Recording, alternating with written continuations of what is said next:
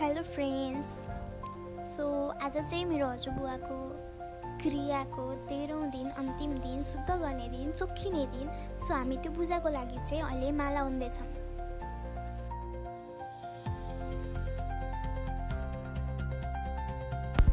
घरमा खाना पाक्न ढिलो हुने कुरा थाहा पाएपछि हामी चाहिँ चटपटे खाना बाहिर निस्क्यौँ।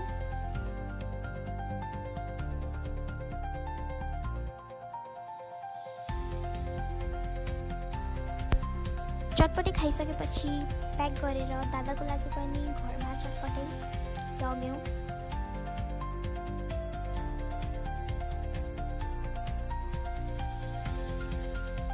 भवन गर्दा त्यहाँ धेरै धुलो भएर मेरो आँखा पोल्यो, त्यही भएर म त्यहाँ तल बस्न सक्दिनँ।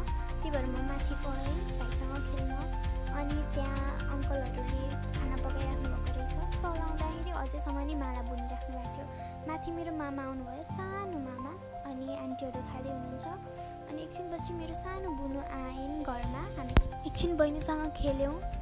त्यसपछि उता गएर हेर्दाखेरि त दिदी आइसक्नु भएछ।